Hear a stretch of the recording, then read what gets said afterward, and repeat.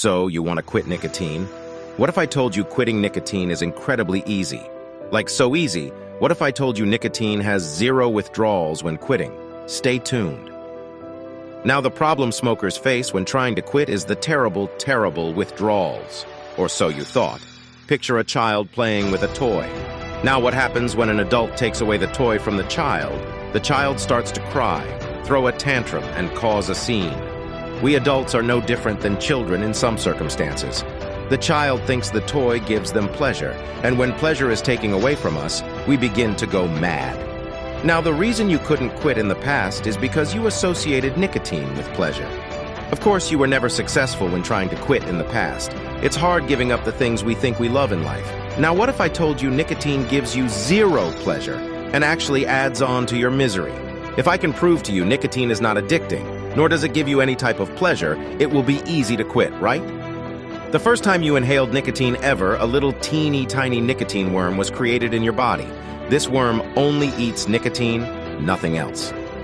The next time you inhaled nicotine, the worm ate it up.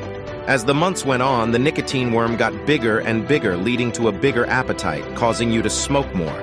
Just like your body needs food and water to survive, the nicotine worm needs nicotine. The good news is that it only takes 3 days for the nicotine worm to starve itself to death.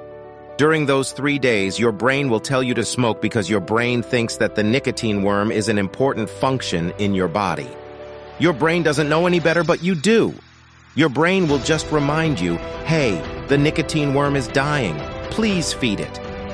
Most of us in this situation start coming up with excuses saying we can quit another time, and we make such a big deal when our brain is just reminding us to feed the nicotine worm.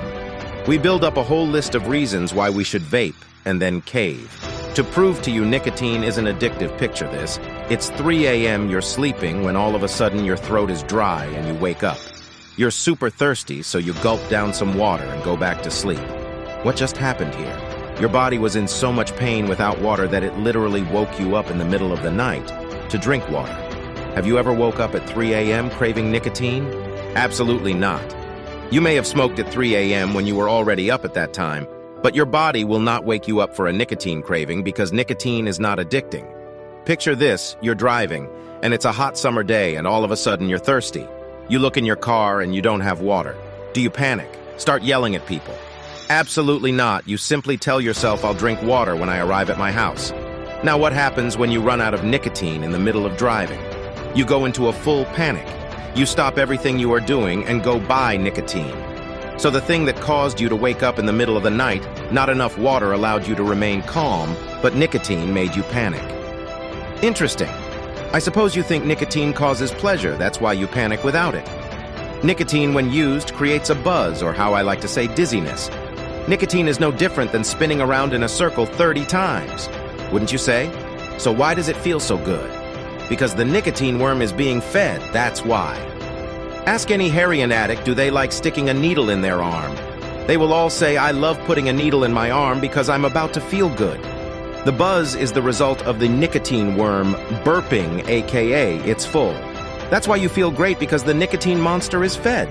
Your body for the next few minutes feels complete. Your hunger is satisfied, your thirst is satisfied, and the nicotine worm is satisfied. You can even go as far to say a nicotine addict smoked to feel like a non-nicotine addict for a few minutes before the nicotine worm gets hungry again. Now, while you are in this constant chain of feeding the worm, it's ruining your health. You guys know all about the negatives of nicotine, so I'm not going to bore you.